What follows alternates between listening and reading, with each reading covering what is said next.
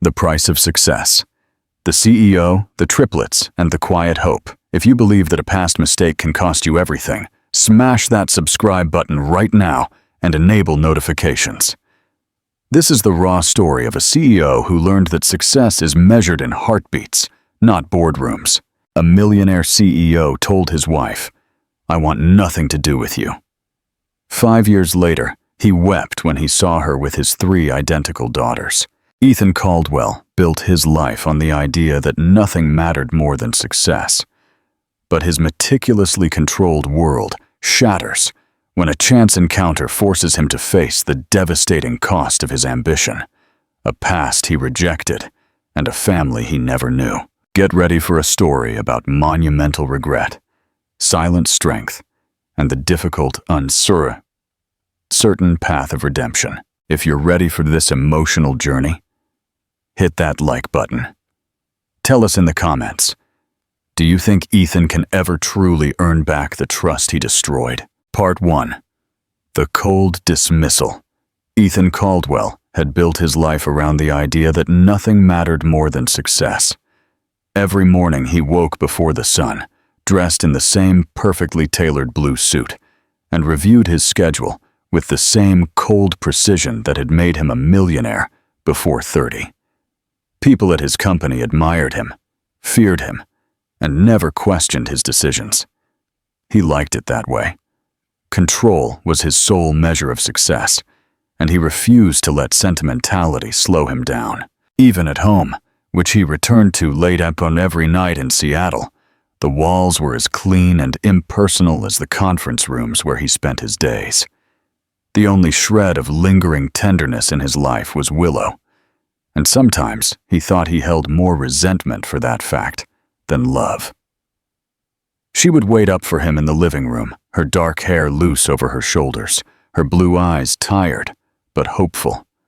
He rarely met that hope with anything but annoyance. One evening, she stood up as soon as he walked in, holding something in her hands. He could tell she was nervous. Her voice was soft, almost apologetic, when she said she had something to tell him. He did not sit down. He did not set down his briefcase. He simply waited, already bracing himself for another conversation he didn't have time for. When she said she was pregnant, he did not feel what she obviously hoped he would feel. No rush of tenderness or anticipation, just a dull surprise that someone else had made a decision without asking him. For a moment, they stared at each other in complete silence. He saw her smile falter, saw her eyes fill with questions he knew he didn't want to answer. Before she could speak again, he shook his head. His voice was flat and cold when he uttered the words that would stay with them both forever. "I want nothing to do with you." He didn't yell. He didn't even sound angry. That, he would realize much later, was the part that hurt her the most. He said it as if she were a problem he could cross off his checklist. She did not cry. She simply stood there, clutching her stomach, her lips slightly parted, as if she were trying to breathe through a pain she hadn't prepared for.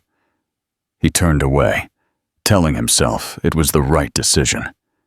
He convinced himself she would be better off without him, that she was too soft for the life he intended to lead. He slept in the guest room that night, telling himself he needed distance to think clearly. He never noticed when she finally went to bed, or how she lay awake staring at the ceiling, her hand resting protectively over the small life he had already rejected. By morning, she was gone. Willow left before dawn, without a single word spoken between them.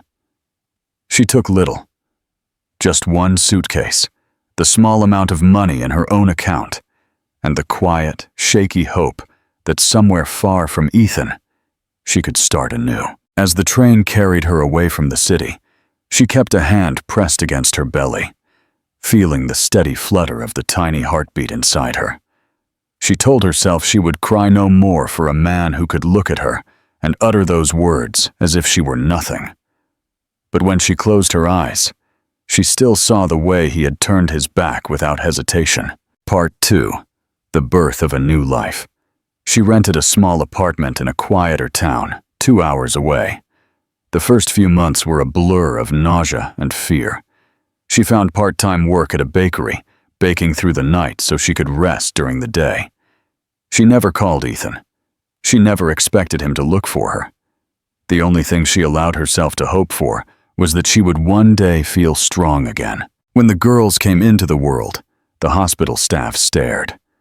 3 identical babies, each a perfect echo of the others, all with the same blonde hair, which was not hers, and the same clear blue eyes that would forever remind her of him.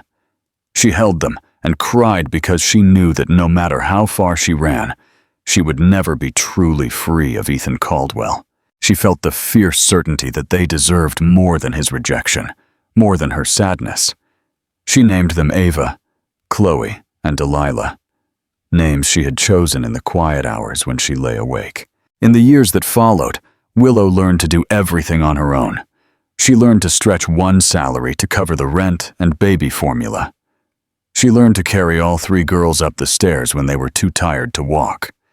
She learned to hold her head high in the supermarket when strangers asked where her husband was. At night, when she tucked them in, sometimes she felt a hollow ache in her chest and wondered if she had made the right choice in leaving without ever giving him a chance to change his mind. But then one of the girls would sigh in her sleep and reach for her hand, and Willow would close her eyes and know she had done what she had to do. She didn't need his approval. She only needed to keep loving them enough for both parents. And she did. 3 years passed in a rhythm of small routines that no longer had anything to do with Ethan's world. Willow woke before dawn to pack 3 lunchboxes with identical care, tying each small blonde ponytail with matching ribbons. She had no time for regret. There was only making breakfast, kissing scraped knees, holding small hands across the street. Willow chose to believe that all the small moments of care would be enough to fill the space that Ethan had left behind. She never expected to see him again. She certainly didn't expect that when she did, everything she thought she had accepted would unravel in a single heartbeat. Part 3. The Collision. It was a normal Saturday afternoon when the shape of Willow's life changed without warning. She had promised the girls a small treat after their doctor's appointment.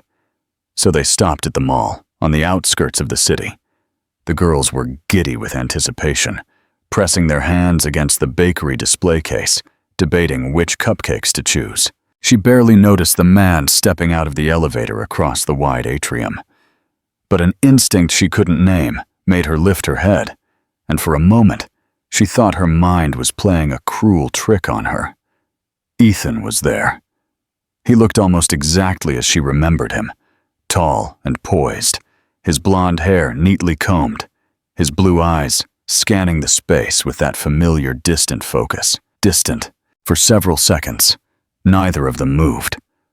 Her heart thumped painfully against her ribs as she realized he was staring right at her. It was too late to pretend she hadn't seen him, too late for him to turn away before the recognition dawned in his eyes. His gaze settled on the 3 small girls, neatly lined up in front of the display case, and she saw the exact moment he understood. His face went pale, his mouth opened as if to speak, but nothing came out. The girls sensed her stillness and turned to see what she was looking at. 3 pairs of blue eyes, identical to Ethan's, lifted to meet his across the polished floor. Ava was the first to speak, her voice clear and curious. "Mommy, who is that man?" Ethan flinched at the word. She saw tears in his eyes. She felt something break inside her, something she hadn't realized she was still holding on to. She forced herself to speak, her voice firm despite her heart pounding so fast she thought she might pass out. "Are they?" he managed to say. "They are," she confirmed with a single, small nod. He gripped the back of the nearest bench, as if he needed it to keep standing. "Willow," he said, and her name sounded strange on his tongue, like something precious he had never learned to hold. Part 4. The Reckoning. He moved closer, stopping just a few feet from her. His voice was raw when he finally spoke. "I didn't know," he said. "Willow, I swear I didn't know." "You didn't want to know," she said softly. "You told me to not exist." He looked down. His hands flexed helplessly at his sides. "I was wrong," he whispered. "God, I was so wrong." She said, "You lost us." "I see it now," he said, his throat working as he swallowed. "I see it every day. I don't expect you to forgive me, Willow. But I have to try. I can't just pretend they don't exist." She felt her throat constrict. A part of her wanted to scream that he had forfeited all right to this moment the day he walked away. But another part of her recognized that the girls deserved the truth. "I'm not going to make this easy," she said finally. "You don't get to just walk in here and be a father because it's convenient for you. They don't know you. They owe you nothing." His shoulders sank. "I know. I'm just asking you to let me be here, to let me try." Before she could answer, Lily called out, "Mommy, can we get cupcakes?" She turned away from Ethan, forcing a smile onto her face for her daughter. She helped the girls choose their treats. But as she paid the cashier, she felt his presence behind her, patient and tentative. He wasn't leaving. She took a deep breath. "I'm taking them home," she said to him. He nodded, and they walked out of the mall into the bright afternoon. "I don't know how to start," he said, his voice low, almost frightened. "Nothing you say will be sufficient," she said without malice. "That doesn't mean you shouldn't say it anyway." He nodded slowly. "When I saw them, I knew. I knew I had made the biggest mistake of my life.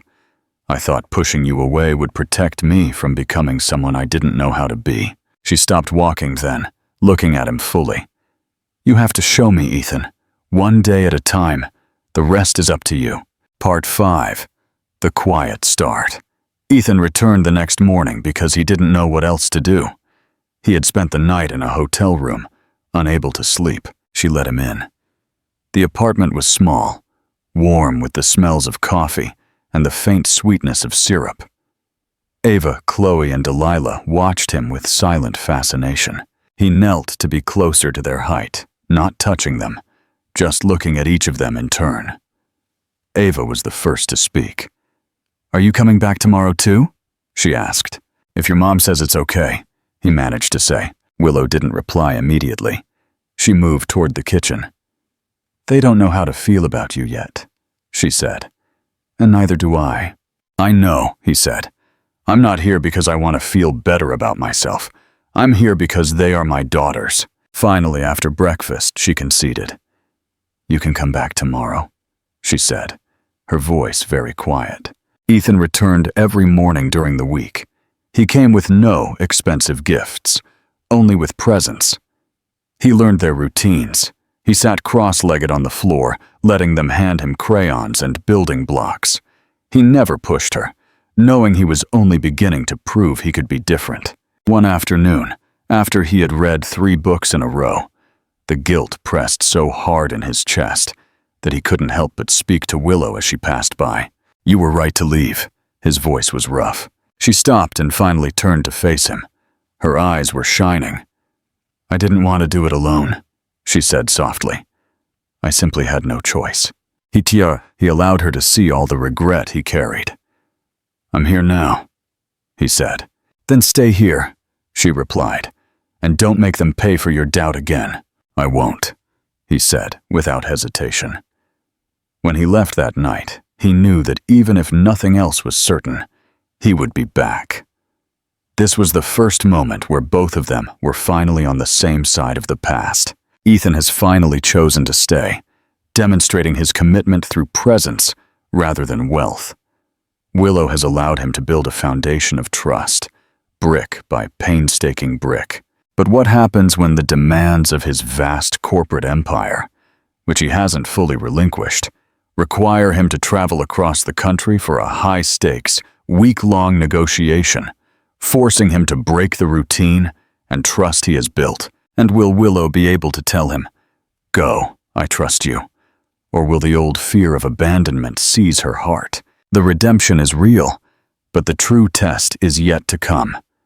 Can their fragile family survive the irresistible call of his old life? Let us know in the comments now.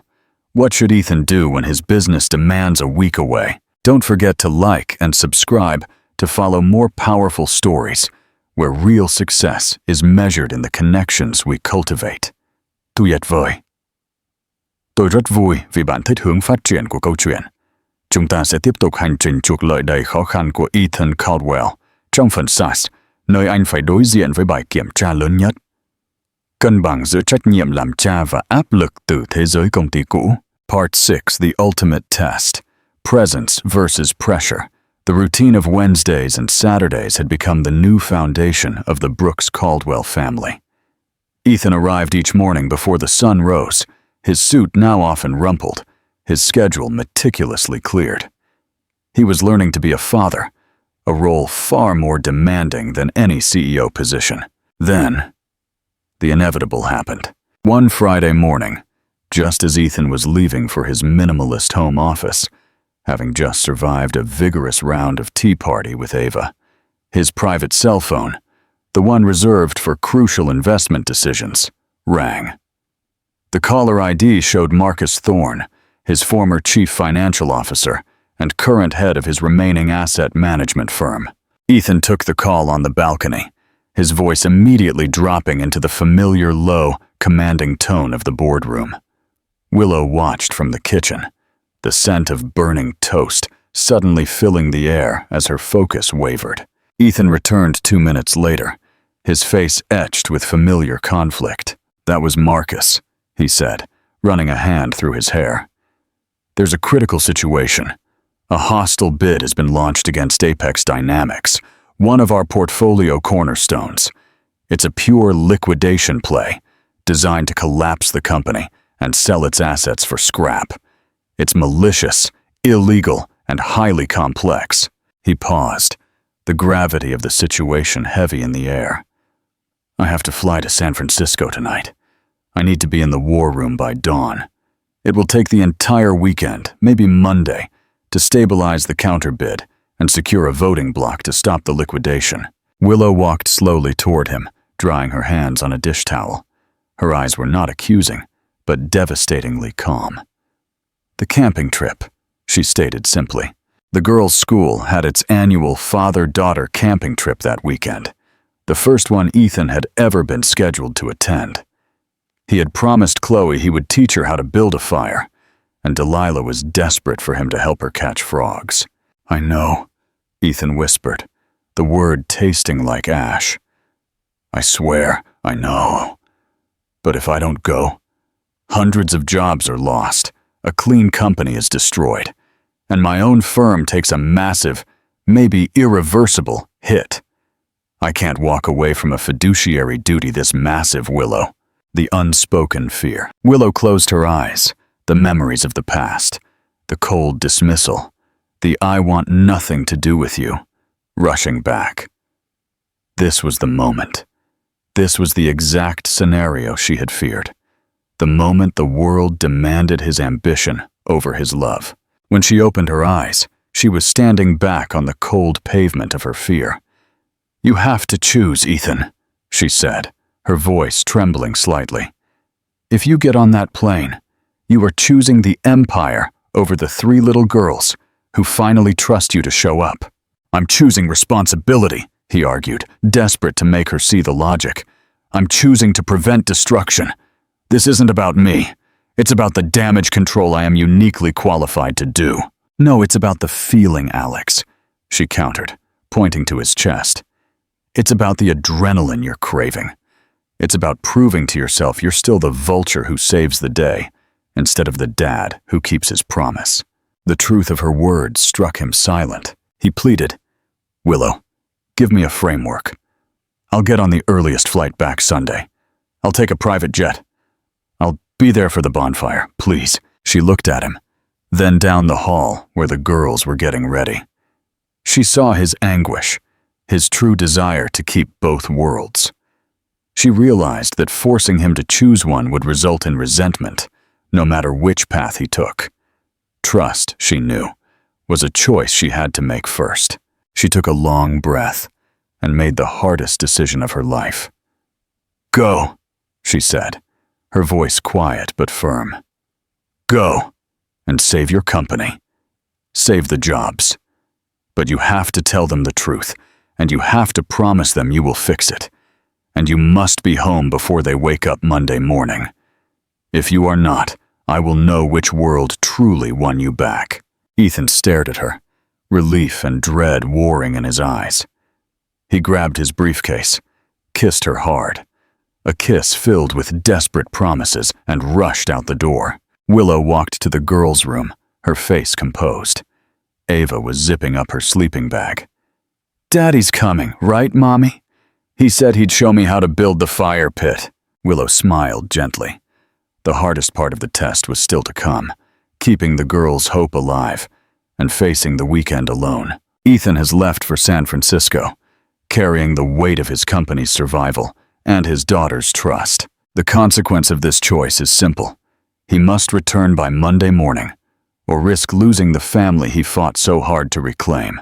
Will the high-stakes world of finance let him go, or will the adrenaline of the vulture keep him trapped in San Francisco? The redemption is real, but the test of commitment is underway. Comment now. Do you think Ethan will make it back on time, or will the emergency keep him away? Part 7. The Firefight and the Unbroken Promise. The silence of the Bahia del Mar night was shattered by the frantic hum of a private jet making its descent towards the nearest private airfield outside Monterey. Ethan Caldwell had successfully dismantled Caspian Holdings' illegal bid. He used Harrison's intel, combined with his own surgical strategy, and secured a temporary restraining order, stabilizing Apex Dynamics. The victory was total, a clean, brutal win. But he had paid a high price in time. The battle had stretched far longer than the promised Sunday evening. The legal maneuvering required his physical presence until 3 a.m. Monday morning. He missed the bonfire. He missed building the fire pit with Chloe. He missed catching frogs with Delilah. The promise of dawn. Ethan stepped onto the cold tarmac at 5:15 a.m. Monday morning. He hadn't slept in 48 hours. He hadn't changed his clothes. His bespoke suit was wrinkled, his face shadowed by stubble, but his eyes were wide awake and focused on a single destination. Home, he called his driver. Don't stop for anything. I need to be in Bahia del Mar before the sun rises.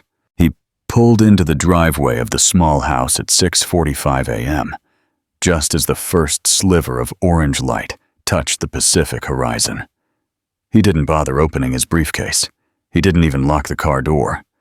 He walked straight to the front door, unlocked it as quietly as possible, and entered the quiet, warm space. The sight that greeted him in the living room stopped him dead. Clara was sitting motionless on the narrow sofa, a blanket pulled around her shoulders, staring blankly at the dark window. She hadn't slept. She was waiting. He dropped his suit jacket onto the floor. "Clara," he whispered, his voice hoarse from shouting commands into a phone all weekend. She didn't move for a long moment. Then, slowly, she turned her head. Her eyes were red, exhausted, but they held no accusation, only the devastating question of why.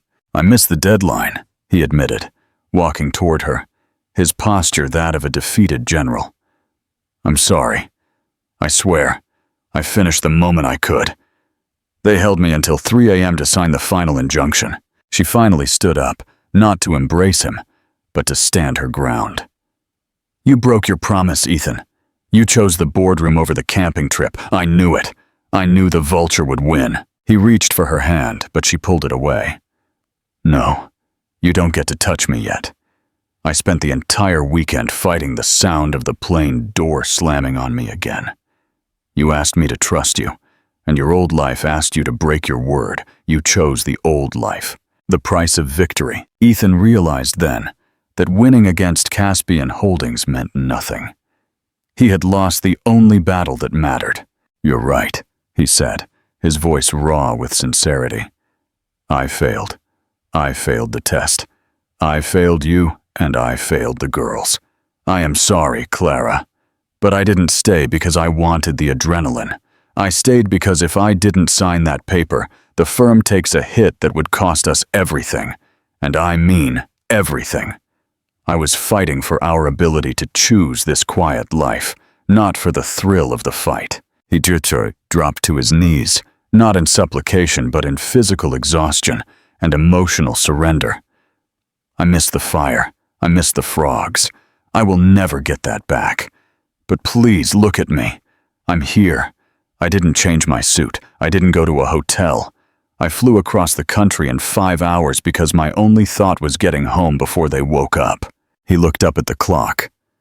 6:55 a.m. The girl's alarm was set for 7 a.m. You have 5 minutes, Clara said, her voice softening slightly. 5 minutes to tell your daughters the truth. Ethan rushed to their room. He woke Ava first, then Chloe, then Delilah. Gently, before the alarm could sound. Daddy's here, he whispered, sitting on the edge of their shared bed. I missed the camping trip. I had to go save the company. I was wrong, and I'm very sorry. I broke my promise. The 3 little girls stared at him, their identical blue eyes wide. Chloe, the sensitive one, started to cry. But you promised, Daddy! We needed to build the fire! Delilah, the brave one, hugged him tight. It's okay, Daddy. You saved the company, but you have to teach us today. Ava, the leader, looked at him with devastating seriousness. You have to fix it, Daddy. You have to make the promise real. Ethan hugged them all, his shirt now soaked with Chloe's tears. I will fix it. I promise. We will build the biggest, best fire pit right here in the backyard today. When he returned to the living room, Clara was standing where he left her. She hadn't moved. They believe you, she said, her voice flat. But I need more than a fire pit, Ethan. I need to know that this mistake, this failure to prioritize, will never happen again. He walked over, and this time, she let him take her hands. It won't. I swear to you, I will restructure my life.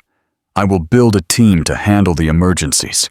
I will never again take a call that asks me to choose between my 2 families. He had survived the corporate war, but the fight for his family was far from over. Ethan is home, but he broke his promise, and Clara's fear is alive and well.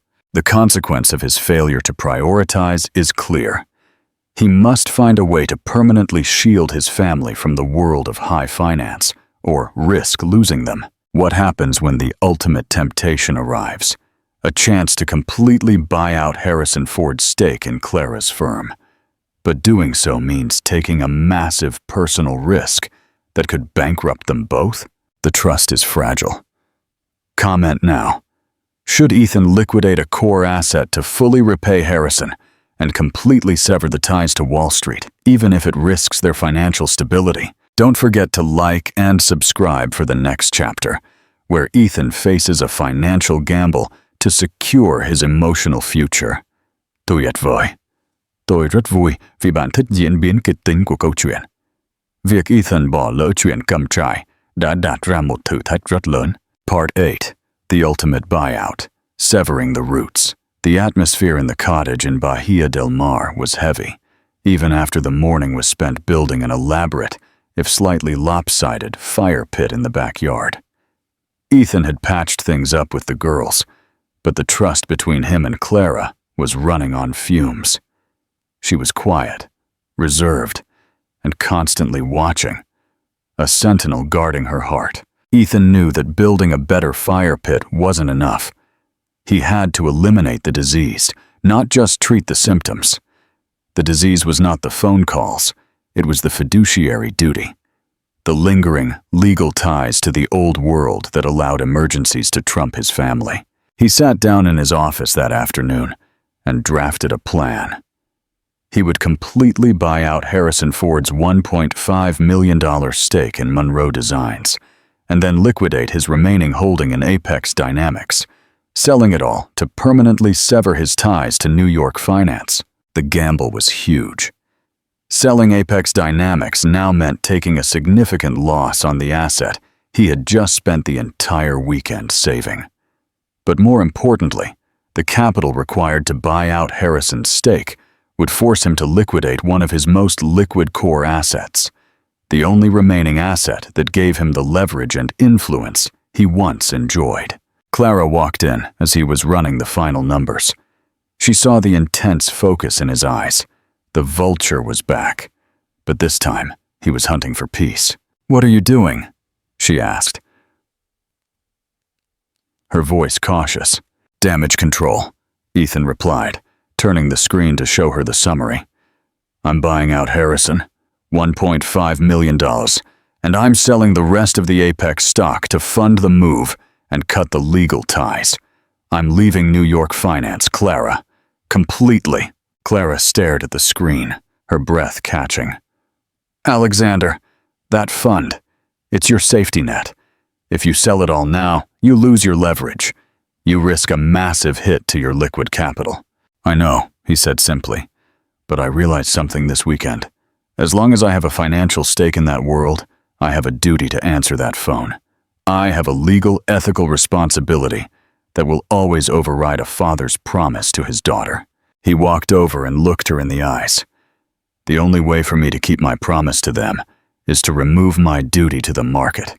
I'm choosing a new fiduciary responsibility, Clara. My duty is here. My leverage is you and the girls, not money." Clara felt a profound wave of emotion. This was not the man who had pleaded for a private jet to save his company. This was the man who was willing to destroy his corporate identity to save his soul and his family. It was the truest form of commitment he could offer. "Harrison will fight this," she whispered. "He'll see it as a declaration of war. He'll want a premium." "Let him," Ethan replied, a calm resolve settling on him. "I'll pay it. His greed is now my solution." Over the next 2 weeks, the inevitable chaos ensued. Harrison fought, demanding a 50% premium on the valuation of Monroe Designs, but Ethan didn't flinch. He paid. The wires were sent. The legal documents were signed. Ethan watched his liquid net worth shrink significantly, but he felt lighter than he had in years. He stood in his home office one evening, the room officially empty of all Wall Street documents. The only thing left was the simple laptop he used for checking local business news. He was a wealthy man, yes, but he was no longer a titan. Clara walked in with the girls, holding a small pot of wildflowers from the garden. Ava held a box of crayons. "What are we doing, Daddy?" asked Chloe. Ethan smiled, taking the pot from Clara. "We are officially retiring the old life, and we are redecorating my office. This is our foundation now." They spent the evening painting the walls of his office a warm, sunny yellow, hanging the children's drawings, and placing the wildflowers on the clean desk. Ethan had finally found the peace that no amount of money could buy, because he was no longer buying control. He was building connection. Ethan has completed the mission. He is financially and ethically free from Wall Street. But his ultimate challenge is yet to come. What happens when Victor Sterling, the man Elias saved, and who is now psychologically warring with him, arrives in Bahia del Mar with the one thing that could tempt Ethan back into the corporate game, an opportunity to mentor a brilliant young man who reminds Elias of his former, ambitious self? And will this young protégé's arrival bring pride and purpose, or will he bring the toxic ambition that threatens to corrupt the peaceful life of the Caldwell family? The redemption is total, but the path of true fatherhood requires guidance. Comment now. Should Ethan open his door to mentorship, risking re-engaging with the ambitious world, or keep his sanctuary closed? Tu yet voi. Toi rut vui, vi bantit quid den taubau ko Ethan. Su hisin taichin, de dambau su bin ian chosyadin, lamot buknwat de ingia. Part 9. The Echo of Ambition. The protégé's arrival, the tranquility of Bahia del Mar, was the peace of a fortress well defended. Ethan had successfully bought out his own debt to the past, and the sunny yellow office, filled with children's drawings, felt like hallowed ground. His days were structured around the twins' school runs, Clara's ambitious project meetings, and his new, low-stress local consulting work. Then, the final subtle wave from the old world arrived. It came not as a hostile bid, but as a young man named Reese, delivered by an expensive, discreet car to Ethan's front door on a Tuesday afternoon. Reese was 24, impeccably dressed, and possessed the restless, brilliant energy that Ethan himself had once channeled. He carried a briefcase full of meticulously organized financial models and a letter of introduction signed by Victor Sterling. The letter was a masterpiece of passive aggression. "Ethan, you claim to have found a higher purpose, but brilliance belongs in the arena. I am sending you my finest analyst, Reese. He reminds me of a younger you, driven, focused, and wasted on small projects. Teach him what you've learned about strategy before he gets truly bored. It's a courtesy. You owe me nothing, of course." Ethan felt a tug, not of greed, but of recognition. Reese was everything he had sacrificed. Pure, untainted, aggressive potential. The young man looked at Ethan's simple home office with thinly veiled confusion. "Mr. Vance," Reese said, his voice crisp, "I appreciate your time. I'm here to absorb any wisdom you can offer on navigating the current macroeconomic climate, specifically concerning strategic acquisitions." Ethan's inner vulture stirred, sniffing the air. The challenge was irresistible. He could shape this young man, divert his energy from ruthless conquest to ethical creation.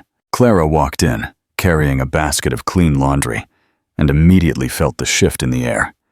She saw the glint of excitement in Ethan's eyes, the kind of excitement that used to mean a private jet and a week of no sleep. "Reese," Clara said, her voice warm, but her eyes sharp. "Welcome to Bahia del Mar. Alexander only mentors local businesses now. Our specialty is community impact, not global strategy." Reese smiled politely, dismissing her with the casual arrogance of a Wall Street protege. "Yes, Mrs. Vance, but the principles of capital deployment are universal. I am interested in Mr. Vance's methodology. He is a legend." That night, the tension centered around the dinner table. Ethan was animated, debating market theories with Reese, who was staying in a local hotel. The conversation was sharp, intellectual, and completely excluded the children and Clara. Later, as they were cleaning up, Clara put her hand on Ethan's arm. "You're falling for the trap, Alex." "No, I'm not," he countered, defensive. "I'm using my knowledge for good. I'm taking a brilliant young mind and teaching him that success doesn't have to mean destruction. I can mentor him, Clara. I can be the influence I never had." "And what if he teaches you that the adrenaline of power is better than building train tracks?" she challenged. "That young man is your old self, Alex. He is a mirror, and you are terrified of seeing your reflection in a smaller frame." The truth of her words silenced him. She was right. The presence of Reese validated the successful man he used to be, giving legitimacy to his current quiet life. "I need to finish this," Ethan finally admitted, his voice low. "I need to prove to myself that I can master the ambition without being consumed by it. Let me mentor him for 2 weeks. I will set the terms. I will not leave Bahia del Mar. I will be home every night." Clara looked at him, seeing the vulnerability beneath the ambition. She realized that this was his final, necessary step toward true self-forgiveness. 2 weeks, she agreed, but her tone was a warning. "But you mentor him on our time, Alexander. He learns how a real family works, not just how the market works." Ethan has accepted Victor's challenge, agreeing to mentor Reese for 2 weeks under Clara's strict conditions. The true test begins now. Can Ethan teach his ambitious younger self about purpose without being dragged back into the irresistible rush of his old power? Reese, still holding the arrogant belief that the CEO's quiet life is a waste of genius, is about to witness the chaos and love of 3 identical little girls. The sanctuary is under invasion. Comment now. What is the first family task Clara should give Reese to shatter his Wall Street facade? Oh dear, my deepest apologies. You are absolutely right. I completely slipped back into Vietnamese and missed the English translation requirement for that last installment. I will correct that immediately. Thank you for your patience. Here is part 10, written entirely in English, as requested, focusing on the collision of ambition and family life. Part 20. The first test. The principles of family. Reese's ultimate test did not begin with balance sheets, but with an apron and a small whisk. His first workday in Ethan's sunny yellow office started awkwardly. Ethan sat at his desk, his eyes sharp. All right, Reese. First, we're going to look at the difference between liquid assets and long-term liabilities in a real-life context. Start by valuing the... Just then, the office door swung open, and Clara walked in, holding a cotton apron and a small pail. Hello, Reese, Clara said with a bright smile, her eyes unwavering. So glad to meet you. Alexander will start your lessons shortly, but in this house, we have a foundational principle. No one is allowed work time until all family liabilities are cleared. Reese stood straighter, confusion clear on his face. He had flown from Manhattan to learn about billion-dollar strategies, not family responsibilities. Clara handed Reese the apron. Today, Chloe, Delilah, and Ava have a class bake sale project. We need to bake 72 mini muffins and package them. Alexander will supervise the measuring of ingredients. And Reese, you will be the chief officer in charge of sprinkle classification. Reese looked at the apron as if it were a contagion. I apologize, Mrs. Vance. I am a quantitative analyst. I'm not sure sprinkle classification relates to competitive advantage. Ethan stifled a smile, knowing this was exactly the lesson Clara intended to teach. Just do it, Reese. In business, every detail matters. In family, participation matters more. The beautiful chaos. For the next 90 minutes, Reese's world was turned upside down. Chloe tasked him with sorting 5 different types of sprinkles into separate color groups. Ava set up a paper spreadsheet to track the completed muffins, and Delilah decided Reese was the perfect subject for practicing dough-tasting techniques. As Reese struggled to separate tiny green sugar pearls, Delilah suddenly hugged his leg. Mr. Reese, do you know how to make a muffin rise like a skyscraper? Reese, who had addressed billionaire investors without flinching, stammered at the question. I believe it involves leavening agents, small one, but I mostly focus on leveraged buyouts. Ava immediately corrected him. Wrong, Mr. Reese. It's about love.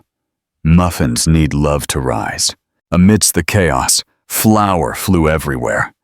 Reese, in his expensive slacks and apron, looked like a magazine model who had just stumbled into a toddler bakery. Ethan stood next to Clara, mixing batter. This is the toughest deal he's ever worked, he murmured. Clara replied, her gaze fixed on Reese. And he's failing miserably. It's a lesson in humility. He can't control the chaos because he's used to controlling everything. Finally, 72 muffins were baked, and Reese looked as though he had endured a 3-day audit. Mission accomplished, Reese announced, his voice slightly shaky. Not done, Clara smiled gently. This is a long-term liability. Now we have to deliver.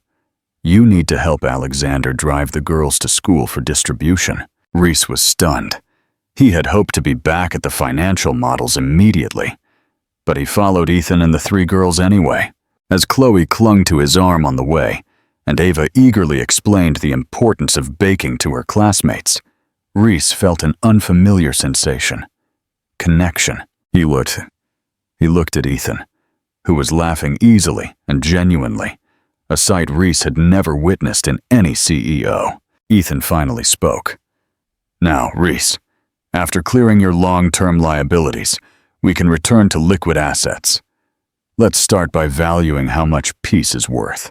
Reese has received his lesson in humility and the beautiful chaos of family. However, The temptation is not over. Reese has brought a secret file detailing a groundbreaking tech project Ethan overlooked 6 years ago, a project that could now change the world. Ethan's challenge. Reese is about to present an investment proposal, not for money, but to do the right thing for the world, the very thing the vulture once scorned. Ambition is challenging serenity. Comment now. Should Ethan risk engaging with this new tech project for the good of humanity, not money? Or should he stick to his promise and maintain his simple life? Tuyet voi, toi rat vui, vi bang titsu va cham zua fo wall, va kuk som yadinda. By Kim Tra Kui Kung Kwa Ethan, Sapyendra. Part 11. The Global Temptation. The Price of Purpose. The atmosphere in Ethan's office, even with its yellow walls and children's drawings, was charged. Reese returned from the school run, not with the arrogance of a Wall Street analyst, but with the quiet determination of a man who had seen a different kind of truth. He placed a simple worn file on Ethan's desk. That was a powerful demonstration of long-term liabilities, Mr. Vance, Reese said, his tone respectful. But now, let's discuss global impact. Ethan leaned forward, his vulture instinct instantly recognizing the gravity of the moment. What is this, Reese? 6 years ago, before you sold off your R&D division at Vance Global, your team filed a patent for a renewable energy infrastructure management system. Codename, Ether. You shelved it, called it too slow to market, and financially sentimental. I found the original white papers. Reese opened the file. The documents detailed a technology that could revolutionize how power grids managed fluctuating solar and wind energy, making global adoption of renewables feasible and affordable. It was not a money-making scheme. It was a world-changing blueprint. Apex Dynamics just hit a wall with their clean energy expansion, Reese continued, his eyes gleaming with professional excitement. This technology, Ether, is the missing link. If we execute this, Mr. Vance, we don't just make billions. We secure the clean energy transition for a decade. The proposal hit Ethan with the force of a moral imperative. This was the exact kind of meaningful work he had always sought. It wasn't about the fight with Victor, it was about purpose. He had the key to something globally significant. The ultimate conflict. Ethan stared at the schematics, the old addiction, the pull toward massive scale and influence, surging back. This was bigger than a promise to Clara. It felt like a responsibility to humanity. The execution requires capital, organization, and a leader with complete focus, Reese pressed. It requires you, Mr. Vance, full-time, for at least 6 months. And it requires re-engaging with Victor Sterling's old network, the capital sources you just spent a fortune to eliminate. Ethan's breathing quickened. He knew the cost immediately. 6 months of full-time focus meant missing the twins' first soccer season, long-distance travel and broken routines, breaching the sanctuary of Bahia del Mar by inviting the financial world back in. Clara walked into the office with 3 small drawings the girls had made, sensing the gravity in the room. She looked at the papers, then at Ethan's strained face. "What is Ether?" she asked. Her voice quiet. Ethan told her the truth, his voice vibrating with the magnitude of the opportunity. "It's a way to truly change the world, Clara. The legacy I always dreamed of. But it demands everything." Clara placed the drawings gently on the desk, covering the schematics of Ether. The drawings showed 4 stick figures with messy crayon hair. Mommy, Daddy, Ava, Chloe, and Delilah, standing under a disproportionately large yellow sun. "That is your legacy, Alexander," she said, using his rarely heard full name, her voice firm. "A secure power grid for the world, or a secure emotional grid for your daughters. You just spent 2 years telling them that being present is the only measure of success. Now, The world is asking you to prove your original ambition was wrong. What is the value of a promise, Alex? Is it less than the value of saving the world? The comparison was devastating. He had fought hard to change his definition of success, only to have the old definition reappear, wearing the disguise of virtue. Ethan looked from the stick figures to the schematics, the battle for his soul raging within him. He had paid the financial price for peace. Now, the world demanded the price of his commitment. He knew what he had to do. Ethan has reached the ultimate crossroads, his life's purpose, saving the world via ether, versus his family's fragile trust, keeping his promise. He cannot execute ether without breaking his commitment. He cannot maintain his commitment without sacrificing the chance to enact his greatest vision. The choice is agonizing, but it must be made. Comment now. What should Ethan do? Sacrifice his purpose for his family, or trust Clara to maintain the peace while he chases the vision? Tuyệt vời.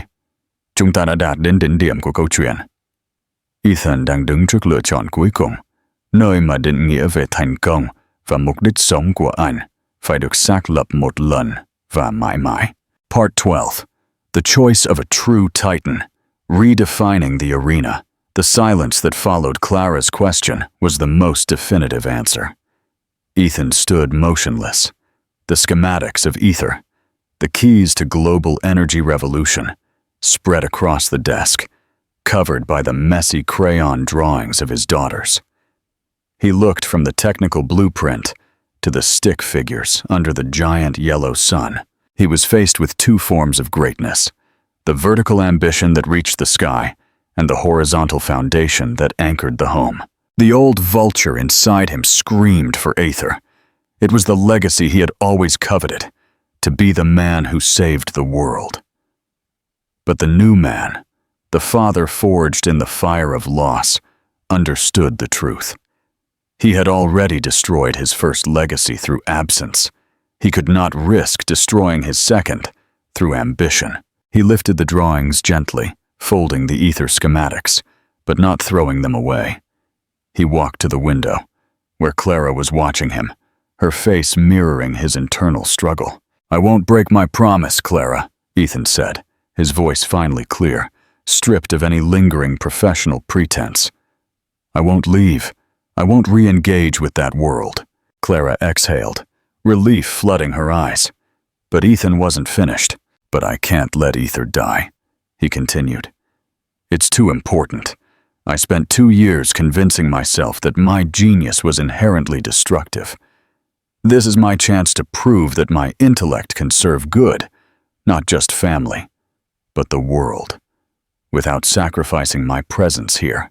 The strategic pivot. Ethan turned to Reese, who had been observing the interaction with the stunned silence of an analyst who had just seen the CEO reject a $10 billion opportunity. "Reese," Ethan commanded, his voice returning to the strategic, sharp tone of the vulture, but with a new mandate.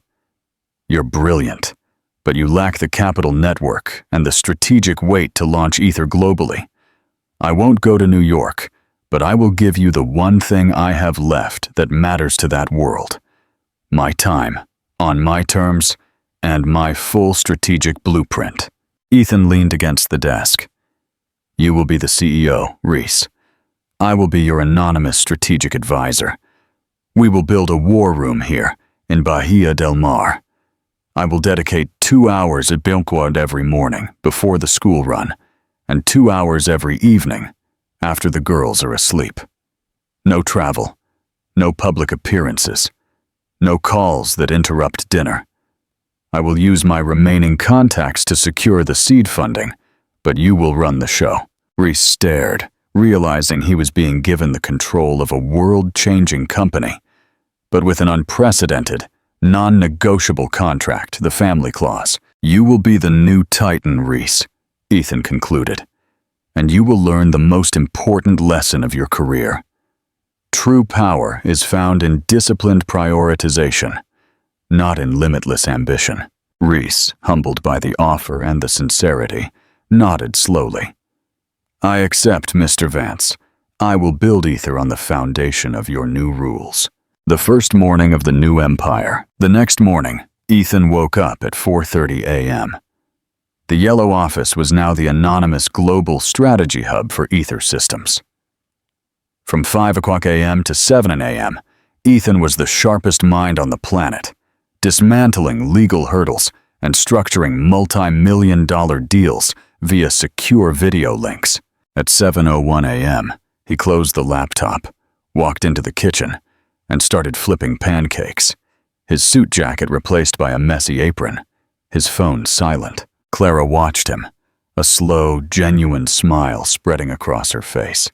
"Good morning, partner," she said, using the title of his old world, but delivering it with the warmth of the new. "Good morning, love," Ethan replied, effortlessly lifting Chloe to the counter to choose her sprinkles. He was building an empire again, yes, but this time, his most critical project, his foundation, was built right there in his small kitchen. He had finally learned that he didn't have to choose between his genius and his family. He just had to define his arena. Tuyệt vời.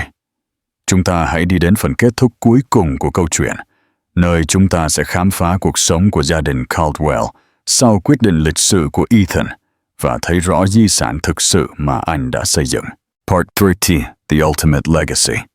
The Anchored Titan.